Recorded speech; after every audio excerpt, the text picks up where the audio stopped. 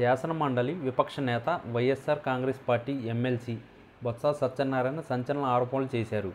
తనపై వ్యక్తిగత కక్ష పెట్టుకుని అంతమొందించేందుకు కొందరు కుట్ర పన్నుతున్నారని కీలక వ్యాఖ్యలు చేశారు.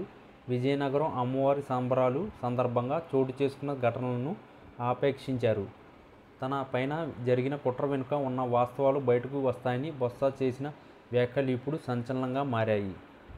మాజీ మంత్రి బొత్స సంచలన వ్యాఖ్యలు చేశారు. విజయనగరం అమ్మవారి సంబరాలు సందర్భంగా చోటు చేసుకున్న ఘటనలపై తీవ్రంగా స్పందించారు. తనను అంతం చేసే కుట్ర పన్నారని సంచలన ఆరోపణలు చేశారు. అమ్మవారి ఉత్సవాలకు తాను వస్తున్నానని ముందుగా సమాచారం ఇస్తే కనీసం ఏర్పాటు చేయలేదని ఆగ్రహం వ్యక్తం చేశారు.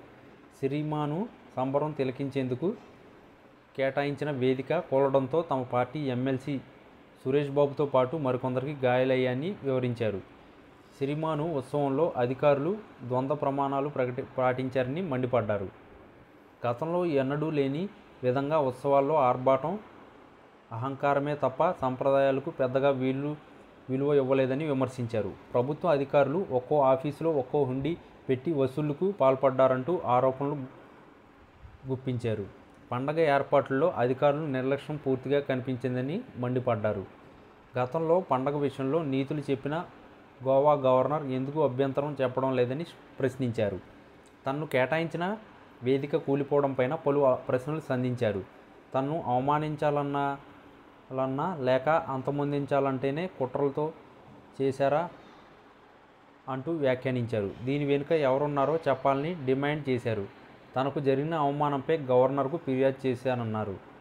కాగా బొత్స వ్యాఖ్యలకు ఇప్పుడు రాజకీయంగా కొత్త చర్చకు కారణమవుతున్నాయి.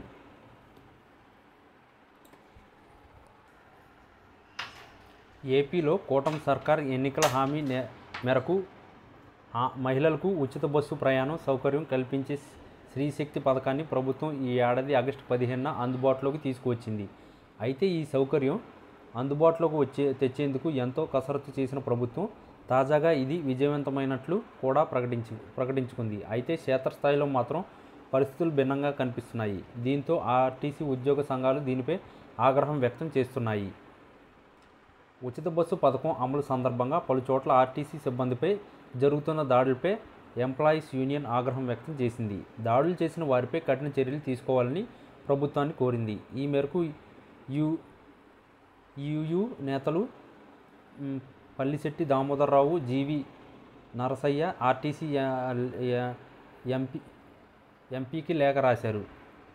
స్త్రీశక్తి పథకం విజయానికి ఆర్టీసీ సిబ్బంది కీలక పాత్ర పోషిస్తున్నారని, ఓవర్లోడ్స్తో డ్రైవర్లు, కండక్టర్లు తీవ్ర ఒత్తిడిలో పనిచేస్తున్నారని నేతలు గుర్తు చేశారు. బస్సు సంఖ్య తక్కువగా ఉండడంతో రద్దీ తీవ్రంగా ఉందన్నారు.